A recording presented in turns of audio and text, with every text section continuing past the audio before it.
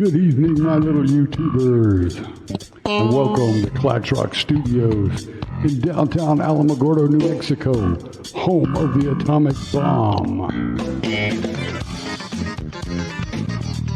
July 16, 1945. The world's first nuclear weapon is successfully tested in Alamogordo, New Mexico, lighting up the sky brighter than 1,000 suns.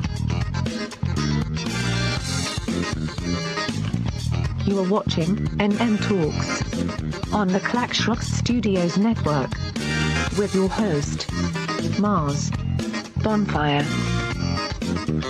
Good evening, my little YouTubers.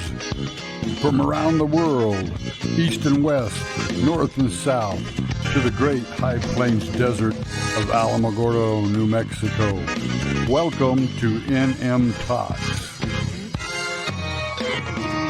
You are watching NM Talks on the Clax Rock Studios network with your host, Mars Bonfire.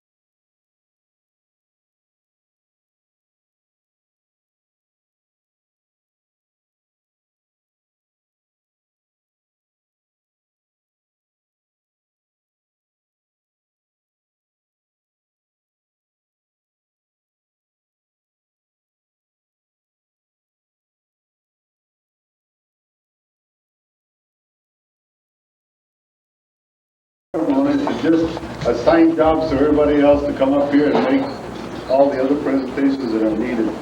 My name is Fernando Arena Ramirez. I graduated from Alma Little High School in 1954, so if you were good in math, you can figure when I was at Dudley Elementary, I was there with a lot of you. I got my degree after finishing Alma Little High School at Eastern University. I got both my BA and my MA at Eastern, and I worked on the EDS, Education Specialist degree. I retired from the Santa Fe Public Schools 8 years ago. 13 years with the schools as a teacher and 13 as an administrator. I was a principal at Santa Fe Vocational Technical School. I had many students that went through my school that were very successful. We're going to see some of that tonight when we start talking about the success that Dudley Elementary has. Education is a bond. Schools are a bond that we have in our communities, a very positive type of bond. Many of us thought that in a sense, we took it for granted because the school was in our neighborhood. But the experiences that we had there, even on the extracurricular, those things that happened after the school was closed, like going down there and playing kick the can or whatever else, swing some more in the swings, but they won't let you swing during the day or stuff like that. All the bullies that take the swings away from you, you know. We have a lot of real good memories about what happened at Dudley Elementary. We have two special guests this evening, and I'd like to introduce them, and then I'm going to have, later on in the program, I'm going to have someone come and make some presentations to them, so they will get an opportunity to say a few words. The first guest that I'd like to introduce is Dr. Lada Castarena Brown.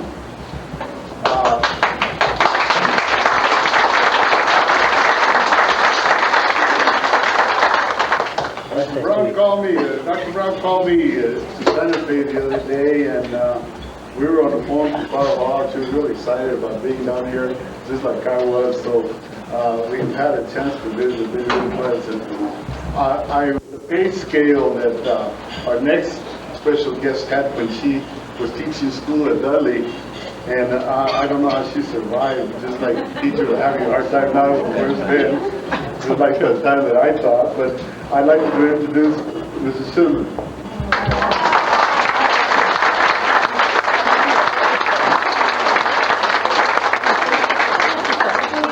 I remember so very well Marilyn Adams.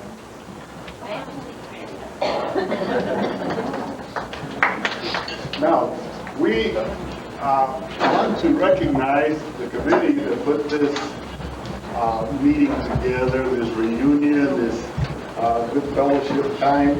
And of course, I'm going to introduce each one of them.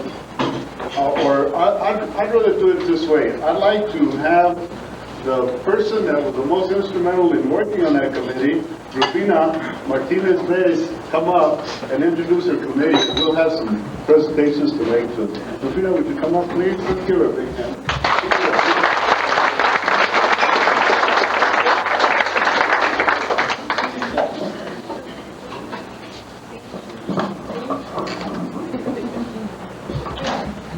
I had a wonderful committee. They helped me a lot, and it was a lot of work, but I enjoyed every minute of it, and I had very good help.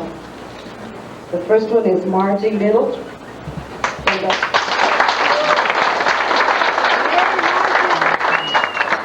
Chris Godby.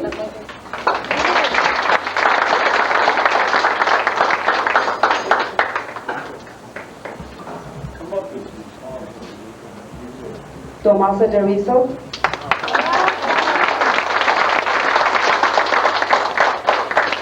Tommy Johnson.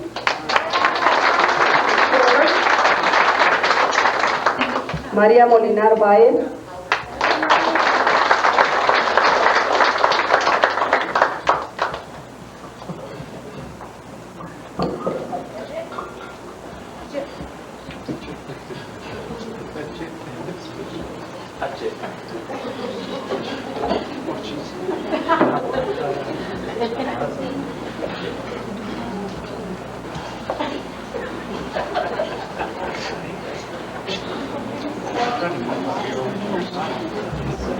Wow. No, that's good. Gets more light.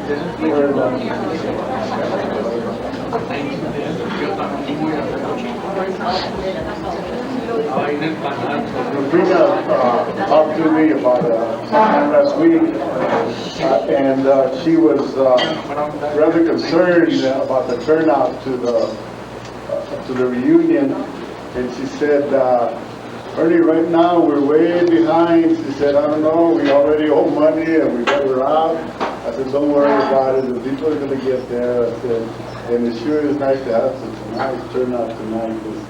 She feels a lot better now since she did the other day.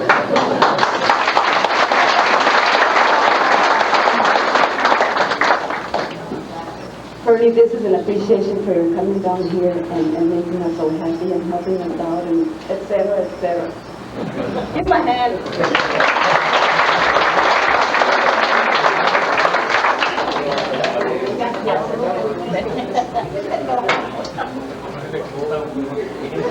What we'd like to do later on, and be thinking about it, is we would like to give as many of you as would like to reminisce memories about an experience at Dudley Elementary. And I think that it would be a very good thing if you could relate it maybe to someone that's here, or something that's been in your mind all these years that you can remember. Now, right away the giggling starts. I don't want to my memories. Some of the things you want to forget, report cards.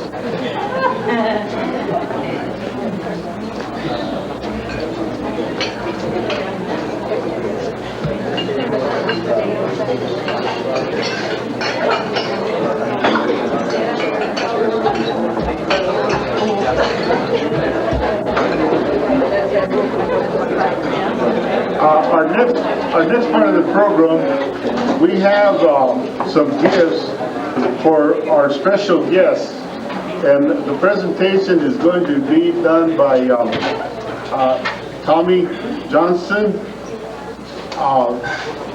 Schroeder, and I'd like to have Tommy come up at this time, and then she will in turn allow our guests to say a few words and make any other comments that they would like to make. Tommy.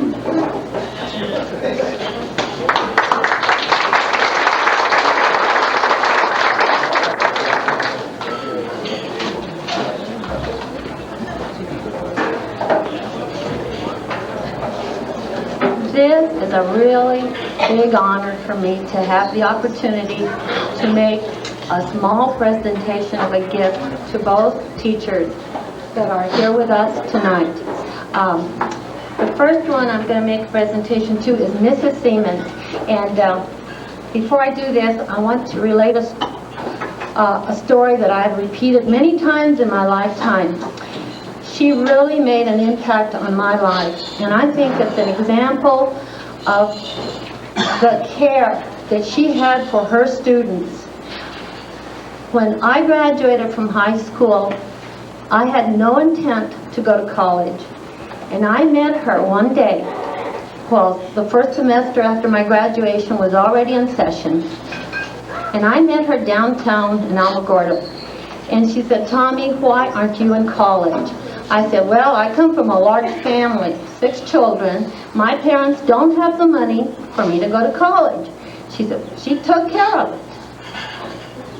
And that I can never forget, and I thank her for it. And what she did was she got a $200 loan for me from the American Women's Club, from the Alamogordo Women's Club. It was called the Harriet Donahue Scholarship Loan Fund. Do you remember that? And she brought me a $200 check, and back then it was enough to get started. If it hadn't been for her, I would never have gotten my college education, and to this day I'm very grateful to her. So it's really my honor to make this small presentation to her. She's an example of what a teacher should be.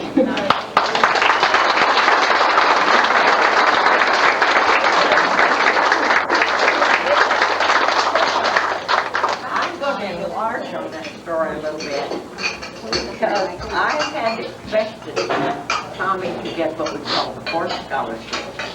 And we had filled out all the papers and we had done those things. And who got that scholarship? Helen Rollins here, the Rollins Drugstore. She didn't need that scholarship. She wanted her family, and we had her high school principal, thank goodness he didn't stay very long, who was a social climber. And I simply, when I found out Tommy wasn't on that way to college, I went to Barney Cave. And I said, I want you to look up these records and I want you to see who deserved that scholarship.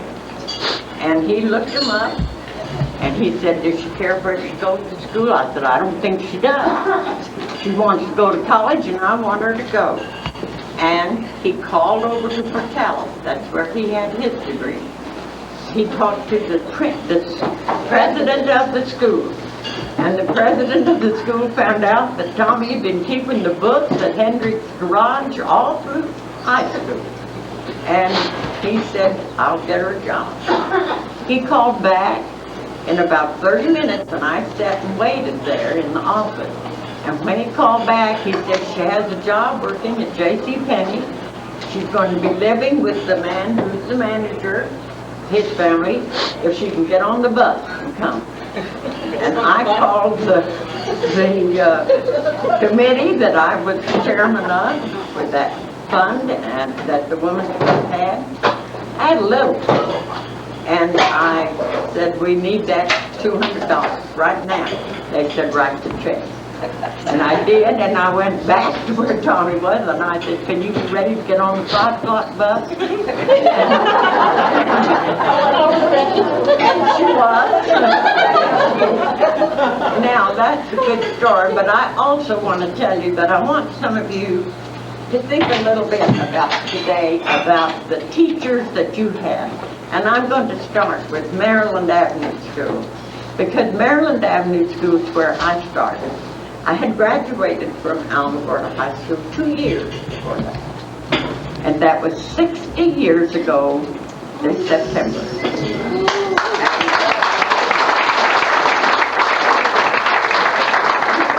You can guess that I'm now 80. But when they asked me if I would teach, I didn't hesitate a minute. I loved going to college. But I didn't hesitate. My father also had another daughter, and he was close to 70 years of age, and he would have to stop working. And I needed to be independent, and I needed to be taking care of myself. And so I said, yes. Mildred Lee then called. They had her teach 2 years before you. And so we got ready. And to go to that first teachers meeting together. And as we walked in that old high school building, we walked out of the office, but Sam McNabb. And Sam said, what are you two kids doing here? Oh, well, we told them probably we were going to teach. Oh, he said, boy, they're scraping the bottom of the barrel now. And then he said, come on, I'll go down to the teacher's meeting with you. And that was our start. Now, I had never met Miss Dudley. I didn't know who Miss Dudley was. I learned very quickly that Mrs. Dudley ran Maryland Avenue School. You could have gone what you learned in college if you learned anything. And you did it Miss Dudley's way. And we called that the Dudley method. And I'm going to tell you a little about it because maybe some of you will remember. That's how you learned English. She said, do not give or let them say just one word. You've got to put it in a sentence because in English, a word means many things, and sometimes it's spelled one way and pronounced the same, and she gave us examples. And so we had to have you speak correctly and say in a complete sentence as nearly as we could. And we came up with a number of very odd things. For instance, I don't know whether you remember, but you had to say, "May I be excused?" And I had to say back, "Yes, you may be excused." Well, that group, I hesitate to call that building out there at the back of the old Maryland Avenue School as a bathroom. There would have been nothing, there was no place to wash hands or anything. But that place became the Biscuits. And I would say, when I saw a little boy wiggling, "Do you have to go to the Biscuits?"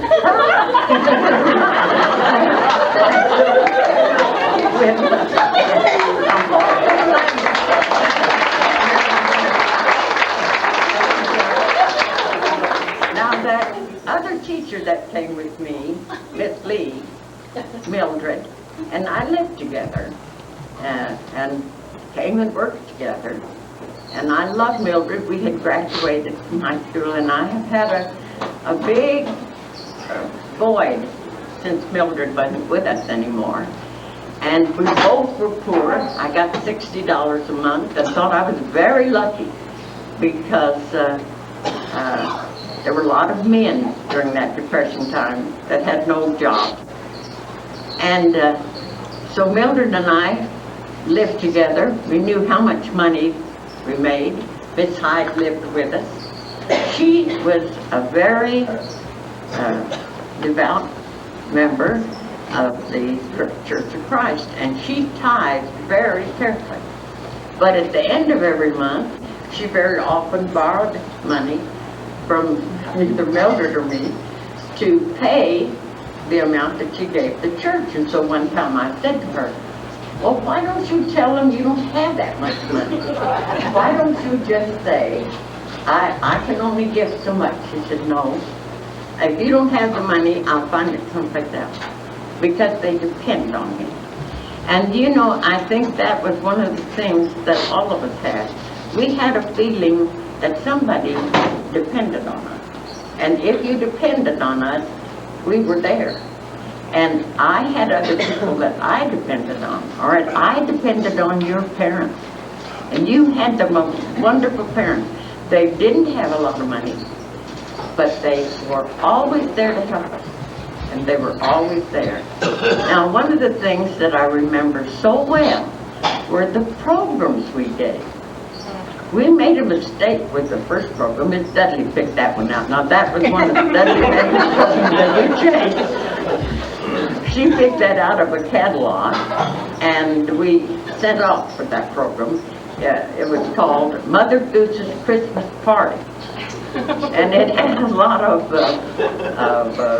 nursery rhymes and things. And another person that you as students should remember, and remember how much she did, was Bill Carr. Because Bill Carr took part and played the piano and helped us learn dances and helped with the costumes, and when extra money was needed, very often Bill was there to put it in. And she came from her work to the old high school at the last weeks of that program, that first one, to practice with us. And we walked from Maryland Avenue up to the high school in straight rows. You better not get out of that road. We didn't have a discipline problem. You did what we told you. And that's why one of the gentlemen told me, "You sit down, we're telling you what to do." It's your turn now. Anyway, we got there, and that program was not a success. Oh, all your parents came. But I shall never forget Pussycat, where we been. The Spanish accent and nursery rhymes did not go together. And one little girl came up to me and said, "Miss Gibson, is this car a man or a woman? You remember Bill wore pants. She came from over to the mill while she was working to practice with us and go back. And she had a very colorful language.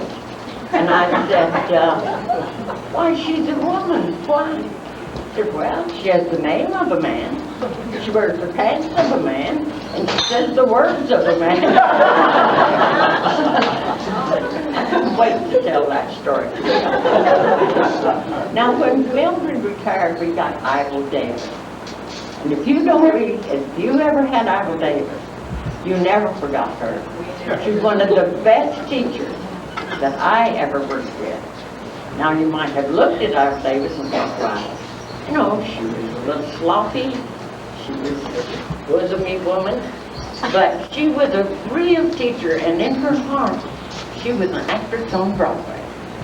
She taught me a lot of things. If you were ever a teacher and taught first grade and you taught the big book, how many of you remember Dick, James, Sally, and the big book? The big book had 17 words. Well, they had a few more if you count Dick, James, and Sally, but we didn't count those. And it was the dullest book you've ever read. And I was the worst teacher because who was going to get any excitement of wanting to learn those things? Look, oh, look. Well, we had the doors open. My room, I'll never forget that. I loved my room. I could put the kids out the back door, nobody knew it. And Dudley was way in the front. But it had windows that were deep, and when it was hot, I could open all the windows. Breeze would come in, and then when it got cold, we all come close to that old stove that I could send one of the bigger boys out to the cold and said to get cold. I usually picked the one that was not going to finish his work, and might as well give him a little activity. But anyway, I listened. I had the door. She had the door for her room, and I had the door for mine. And I heard her teaching that book. And it's just an example of how she taught you all the rest. When you got ready to leave her, you knew about literature, and you knew about the excitement of reading. Because I heard her say, read this like you're real sad. You're not a bit happy. Read it like this. Look, look. Then she said, now, read it like you're happy. Look. I said, that's the way to teach me. I'm favorite. Now, then you're going to remember Nell Dale.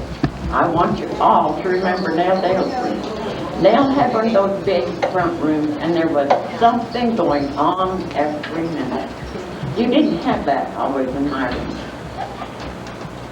She could put boys hammering, sawing, nailing. She got there. No matter how early I got there, Nell Dale had already been there.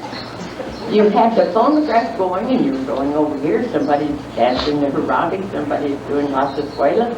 And she's working with everybody.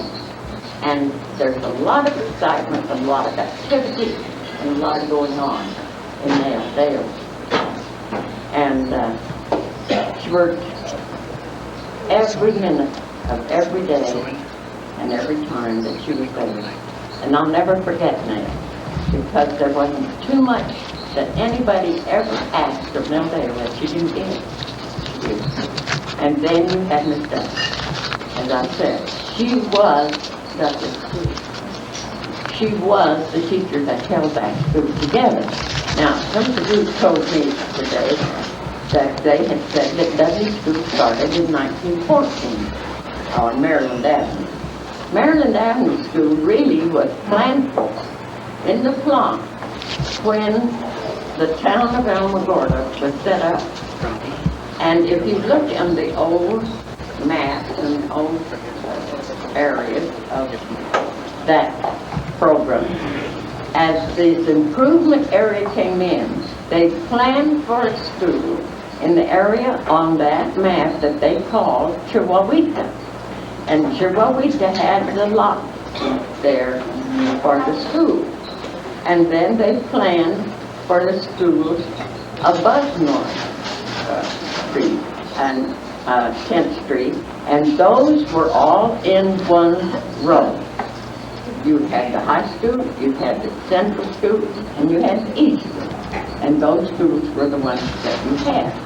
And at first, Maryland Avenue School only had 2 rooms. And then they added another 2 rooms. The way that most of you and I remember Dudley School, the 4 rooms. Mrs. Dudley told a story about the first teachers at Dudley School with those 2 rooms were sisters, whose name was Murphy. And by the way, Dr. Gilbert married one of those Murphys, and so we had the Mary Murphy, who became Mary Gilbert. And another one was Mrs. Muirhead in Valuce, who had been one of those Murphy girls. And there were 6 of them, so they went around a long way, in El Paso and all around. And the 2 that taught school stayed there at Maryland Avenue School for a long time. Then they built the 2 more rooms, and I think that's where we get the record with the schools, that school started in 1914. And that's when Miss Dudley, they claimed, came to teach. And when the family was very interested, all your grandparents, who was this new teacher? Who were these new teachers that were going to come? Now, it was a coincidence that one of those new teachers was named Murphy. She was no kin to those first 2, but her name was Murphy. So then they had her study. And when she went home, she said, the parents said, what's your new teacher's name?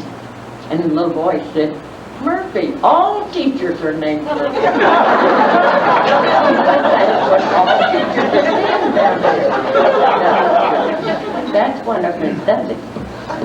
Another story that I want you to know, because I do want you to remember Bill Parr, who gave of her time, her injury, was our nurses, because we couldn't have gotten along. We had a county nurse at first, and she was there whether you had what or not. She gave shots. She was there when you had a title. She was there when you had an accident. And then we got a little bigger, and a little more money came in, and we got Josephine Smith. How many of you remember Miss Smith? She was there for anything and everything. And I wish she had been here tonight. She loves to be here and seen you all. She lives here in Alabama. You'll have to look her up. So I don't want you to forget her either. Now, we had some other teachers sitting there. They came, they stayed a while, and some of them went.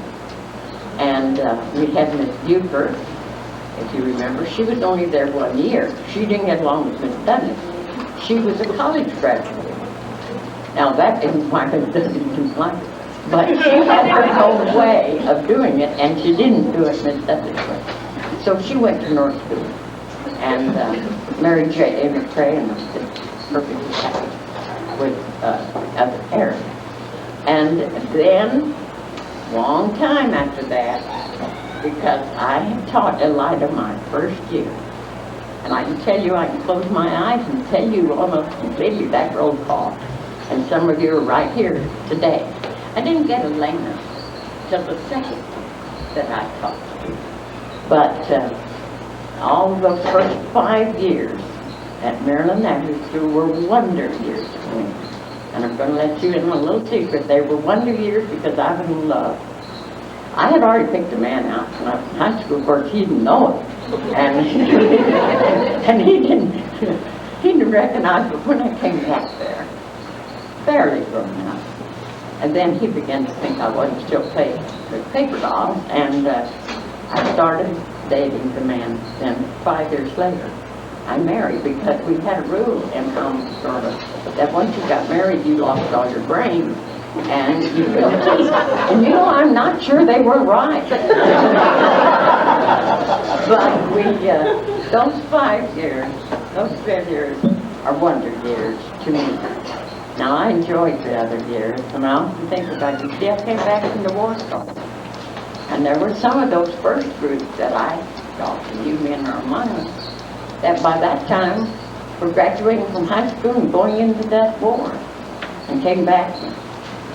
They took GI Bills or got jobs and came on from there. But I really stayed on from when I went back from the war. I had another child and a girl, but I only took a leave of absence and came back and stayed right here in Encore. And I went on and taught many different areas, but I always think of the warriors and wonder what people would have done if they'd come into my room and heard us singing. Our favorite song was Praise the Lord and Pass the Ammunition. Singing at the top of our lungs. And we sang God Bless America right along with Kate Smith. We forgot all about America, or as we called it, my country to the thief. We know the name of America. And then, you know, our favorite song, Would You Like to Swing on a Star? We weren't popular. The heck with those nursery rhymes. We did what we wanted to do. We stayed right through that. Oh, I love every one of you. I'm never going to forget you. They tell us that our learned psychiatrists that we remember what was happening and what made us feel good and what we were successful in. Well, I must have been awfully happy and awfully good and awfully successful, because those years I remember like they were yesterday. Thank you all.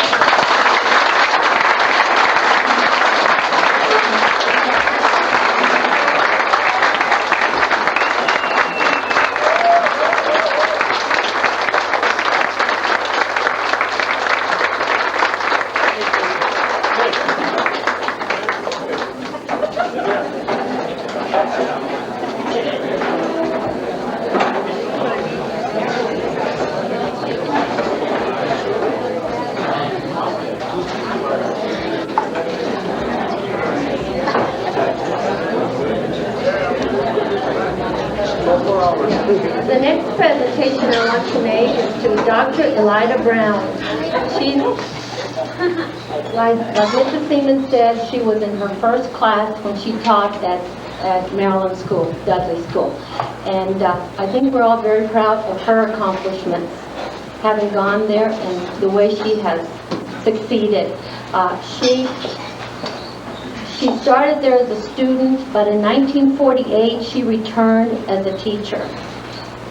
She taught there for 12 years, and in 1957 to 1960 she was the head teacher, which is, I think, equivalent to the principal nowadays.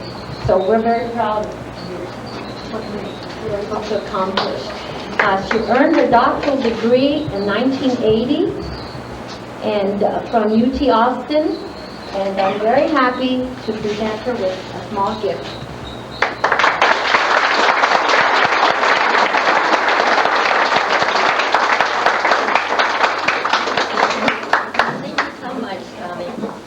So delightful to be here with you tonight, and it's so nice to see so many of my former students that I never forget either, and I love them dearly.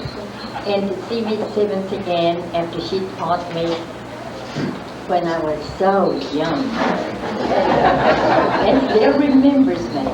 And I was asking her if she recalled the time that she came by on my birthday, which is the 4th of July, and took me out for ice cream. And she said she still remembers that. So her teaching and her loyalty to her students, I have admired through the years.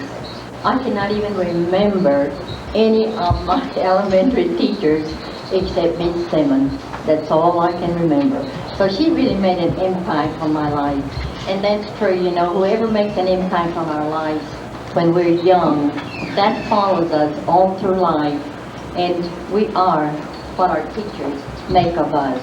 And then we live and follow other people through their examples. I have had some wonderful professors, teachers, all through my educational field.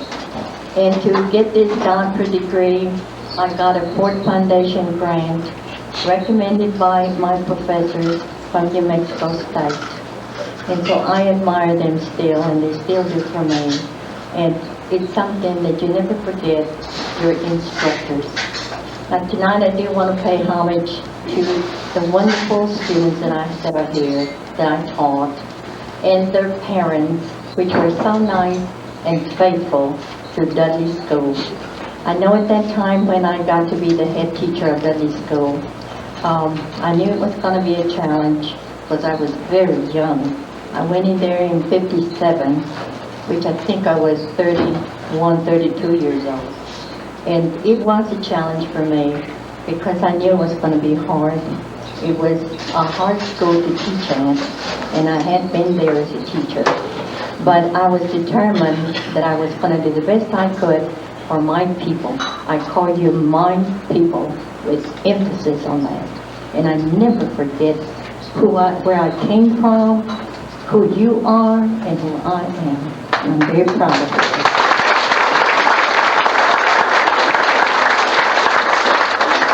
And I must tell you that to be hired as a teacher, I almost had to challenge Mr. Titan for the job.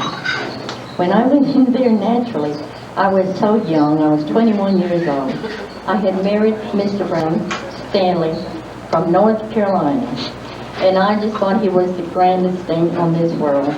But nevertheless, I knew that my first challenge was going to be that school. So he told me, he said, he used to call me Brownie. He said, Brownie, I'm going to hire you, but you're going to be the first Latin teacher in 20 years to teach at Dudley School. And so I told him, I said, Mr. Titan, I'm sure that I can do the job. And if you hired Ralph Carter, which graduated with me, and he only has 2 years of college, I know darn well I can do the job for you. And so he says, you've got the job, Brownie. And that's the way I got the job. I had a lot of guts, let me tell you, to tell him that. That was a lot of guts.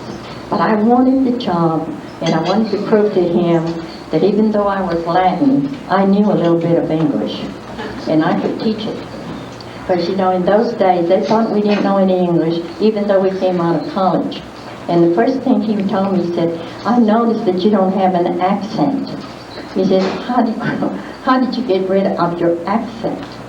And I said, well, maybe I married a North Carolina boy, and I guess I picked up his southern accent.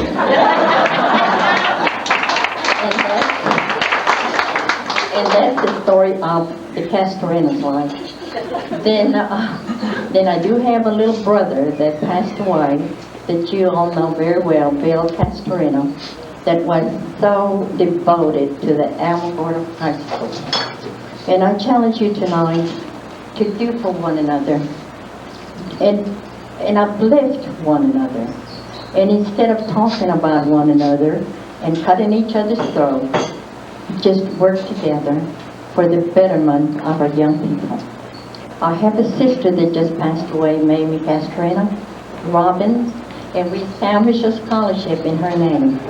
We are emphasizing that that scholarship be given to a Latin student in business, majoring in business, and to be given to a student with an average grade of 3.0.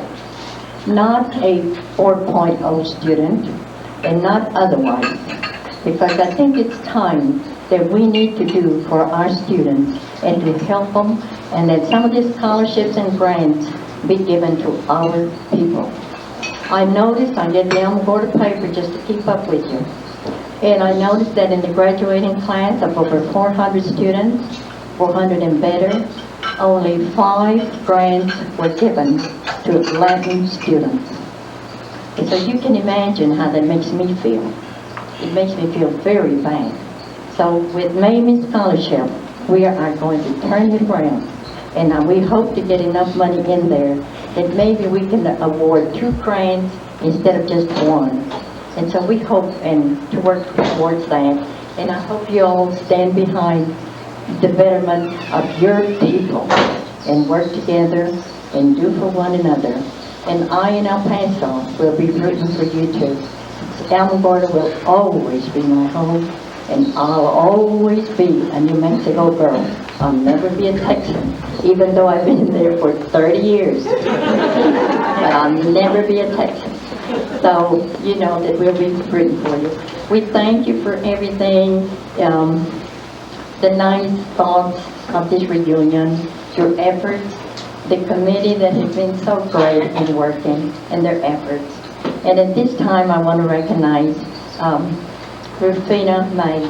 She has worked so hard in this committee, with this committee, and she really took the reunion to heart and worked real hard at it. And I want to present her with this bouquet of flowers.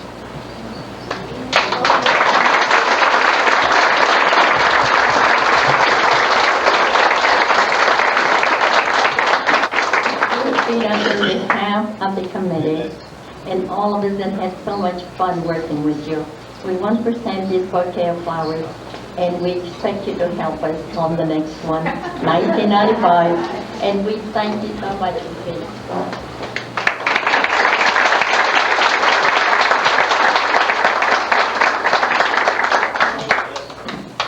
Thank you so much. I had such beautiful people working with me. There was so much help. I love them all, and I love all of you too. Good luck. God bless you.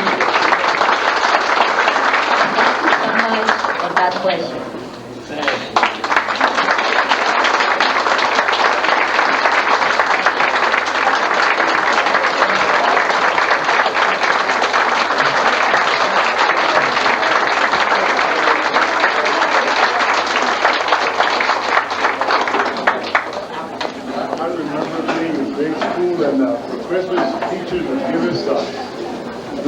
Pencils sometimes had the school's name on it or something. And I went out and bought on teachers a couple of real colorful pencils that I wanted to present to them. Actually, they're pens.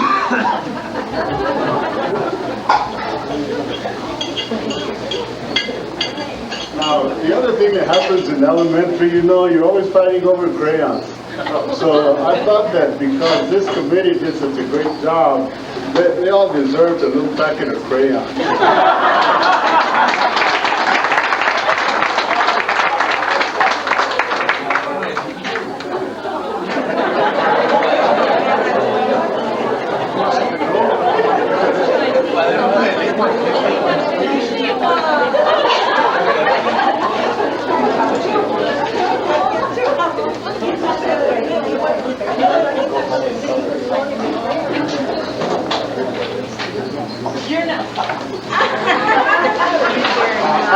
I gave her one of 8 crayons, all the others are 12. Hey,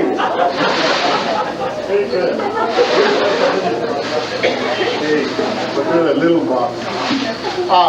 You know how you remember things, and we're going to get into this part of the program now, so you can be thinking about it. I'm going to start you off. I guess you always have these things that happen in your life, and you know how we used to think that we're going to wind up with this girl as your girlfriend, and you look to her and you didn't know what to do for her. Well, I saw Tomasa Valle in Santa Fe for fiestas last year. She and her husband, good friends. I love them dearly because they took care of my mom and dad as neighbors there on 8th Street for so long. I really appreciated that.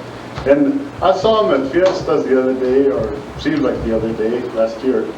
And right away she recognized me and I recognized her. Nobody else in the group, nobody else knew who we were talking to, you know.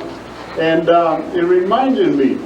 I saw Tomasa and I said, "Oh, Tomasa, you were your husband." I said, and she said, "Yeah." And I said, "After all those beautiful crayons I wasted on you." I used to take a box of crayons like this. She said it was 24. I think it was 16. I don't think I could afford the 24. And I get all the pretty colors and I give them to Tomasa. So today I brought a box that has all pretty colors and I would give her.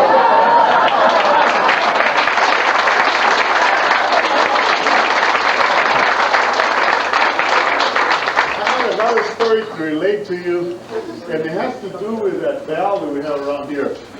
And I wish you were here because I don't want to talk about him because Lupe and I go a long ways. I think Lupe Reyes and I might have been born in the same house, but he's a dear friend, and we grew up together fighting. We grew up together throwing rocks.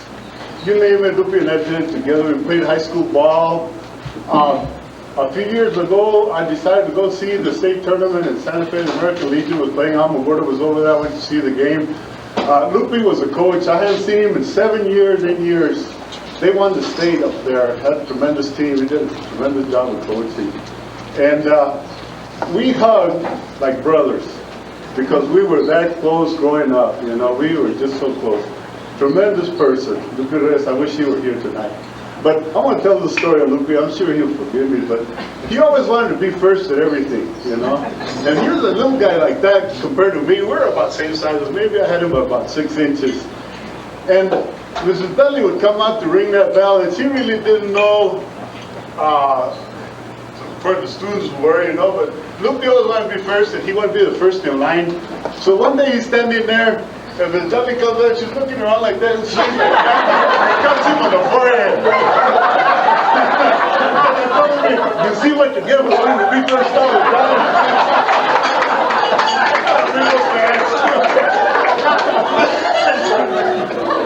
I could relate a lot of stories to you about that school because it was our neighborhood school. Communities in New Mexico are fighting to retain the neighborhood schools because of the parent involvement, because of the teacher involvement, because of all those good things that happen in your little community. And that's what we were. We were a good community. Chihuahuita all the way up to the Arroyo and all the way to 10th Street, but we never went on the other side of 10th Street.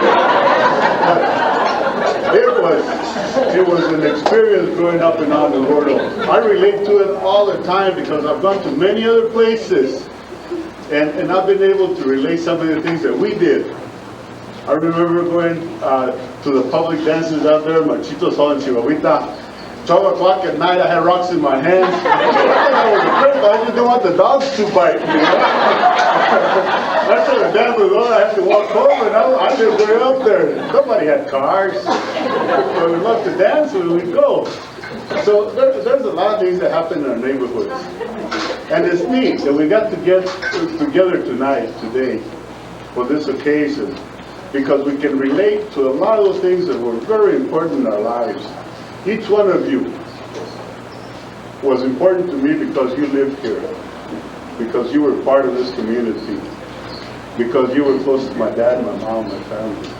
Most of you, many of you don't know me because it seems like everybody knows Jake or Bobby. They were always in trouble. No, it's not true. I guess I was the one in trouble as I asked me to leave town. I know that the people up here at the table have some stories to tell, and I'd like for you to feel free to relate some of those things to us. Let's take a little time to do it because we do have some time for it yet. The band's not going to set up till 7:30. We're going to ask Charlie to give us a few jokes in the little hall, but Charlie, if you don't mind, we'll start with this kind of a thing first to see if we can relate some things. Being teachers, when I just lived in Red, when Mrs. Dudley was in kitchen. At that time, when you had to line up everybody else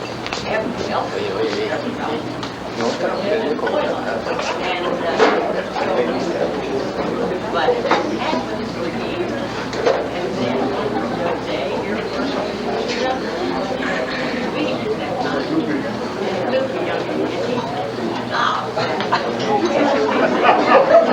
I thought I was the only one that witnessed that.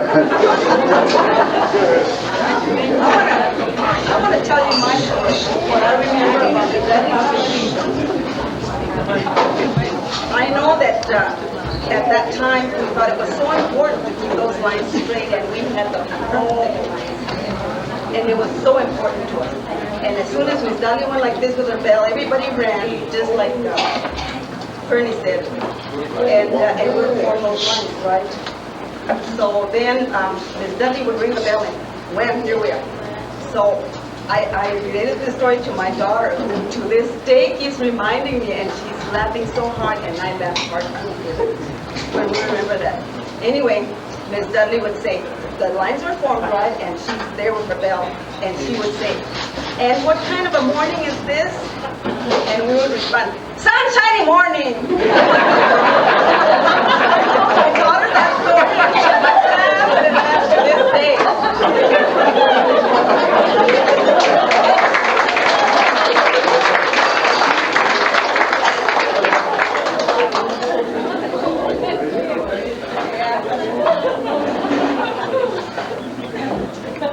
I don't know what the fascination was with this bell, but Miss Dudley would pick someone to ring it.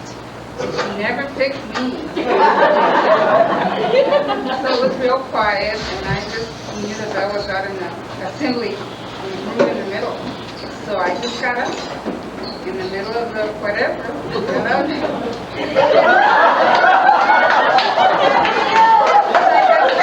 in the corner or whatever, but I rang the bell.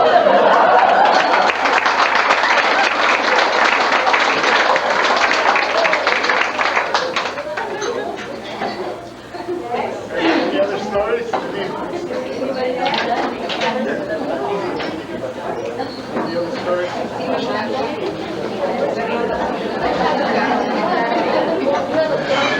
Any other stories?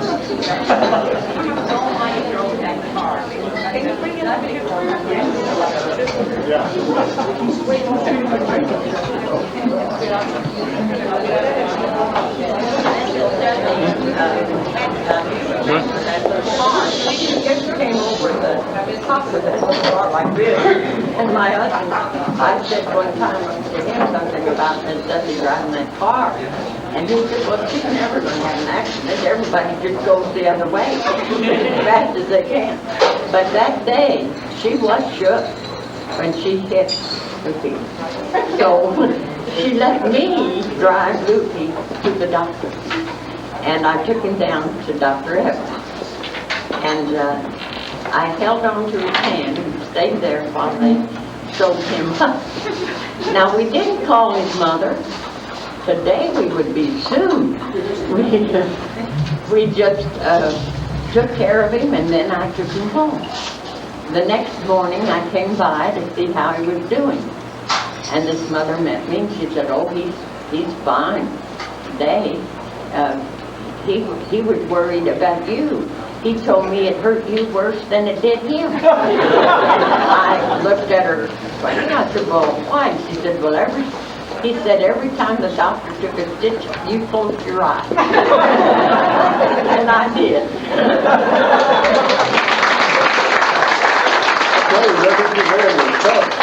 I used to have to fight him every recess. The only advantage I had was my sister was bigger than both he and his brothers. She helped me. Calvin was tough. Anyone else? Come on up. You have a swing at the bell. Mine is not a bell. That's all right.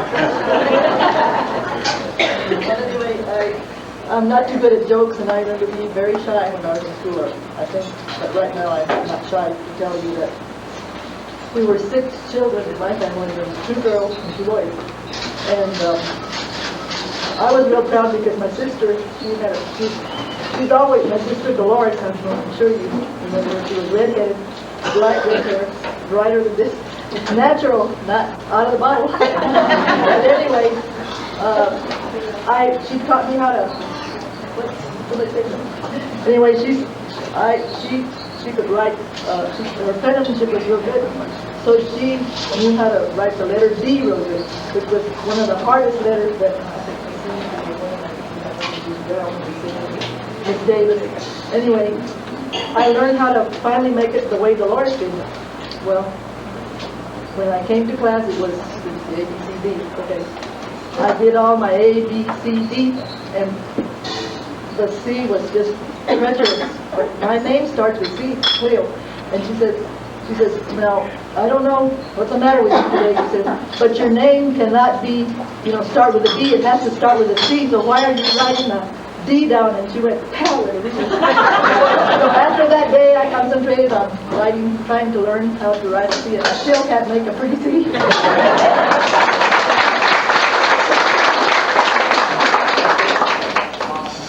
I don't think that the two teachers present used a ruler on me, but all the others did. They busted more rulers on my hands. Ray, you got any stories to relate? I'm not there about I never got to climb the front tree though. Herman Ray got there before I did. My only regret. There was a tree in front of the school. Also, you see a picture of the school here. By the time I got there were a bunch of stuff written on the walls. And they were like real bad stuff, swastikas and stuff like that. You know? Also, where they send you out to clean the erasers, you clean them on the wall. The other thing you did was go to the little coal house in the back to bring coal for a big stove, that was pot belly stove that was in the middle.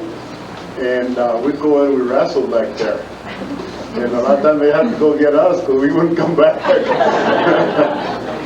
I wanted to relate one other thing to you that my own personal experience was that, you know, we had very secure homes. I was at home till I was 6 years old. I didn't see any reason to have to go to school. And of course, the school was only about 4 blocks from my house. And the way they did that, the parents didn't take you. I don't know what happened. Things changed because my mom and my dad took me to college. I guess they thought I was going to do the same thing I did in elementary school. But if you can picture me, brand new jeans, a little T-shirt, as dark as I've ever been. I'm as dark as then, you know. And I was all spit and polish. A big chief tablet under this arm, and a bunch of pencils in this end, and I don't think I had crayons then. Later. And my sister is taking me by the hand to school for the first time. She was a veteran. She'd been there going into the 2nd grade, you know, so she's already a veteran. So she's going to take her little brother to school. So we go the first day, and I'm just marching along with her, you know, and my hand up there. So she stopped to visit with some of her friends that were already there at school, and she turned loose on my hand, and by the time she turned around, I was already back up there on Texas Avenue, right by the house. I was going home. I didn't want to go to that school. And I had a real fortunate thing of going to college, becoming a teacher, having a family, raised a son. And you know, my son pretty much felt the same way about being at home. He didn't want to start school either. And then you have to go to school 180 days. There's a law about it now. I remember missing a lot of days of school. Maybe I'm not as smart as I should have done all 180 days, but you know, there were times when my dad would take me out of school and we'd be up at High Rolls picking apples. Some of you did that. We had to go help our parents do some work. We didn't go every day. But when we were there, we made the best of it. If it was in the playground defending yourself, or if it was in the classroom trying to be better than the other student, we accepted the challenge. And I think that made a big difference in our lives. Education is very important to all of us. I'd like to have some more stories. I'm not the only one to start. Come on out.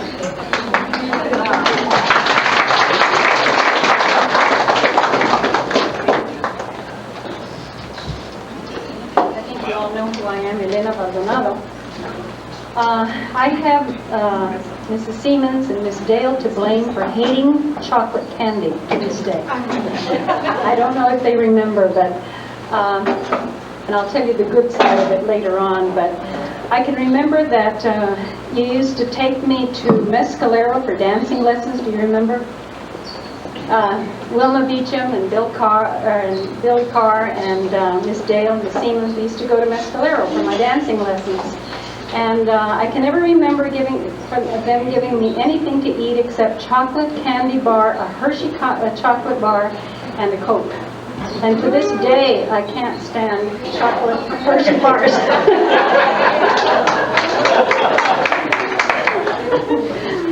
But I came to this celebration because I wanted to thank Mrs. Siemens. I want to let you know that I've been in education for 40 years as a teacher, as a principal of an elementary school, and even today as an assistant principal in a high school. I've been a principal of a high school in a variety of ways. I was a director of an evening and a summer school program for about 6 years.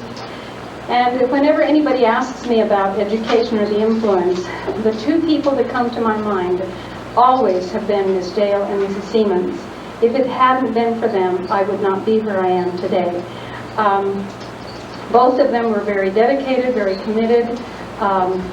For as long as I can remember, those are the only two people that stood in my mind as having an influence. When I was a little girl, I was very shy. And in fact, a friend of mine was asking, we were talking about my coming, and this particular friend said, well, what do you remember? And I said, well, I was very shy, and it was because Miss Dale and Miss Siemens made it possible for me to learn to dance, and I was on the stage all the time. And he said, yeah, and you've never shut up since, have you? I want to thank you, Mrs. Siemens, because this is, I owe everything that I have ever done to you and Miss Dale, and so I thank you from the bottom of my heart.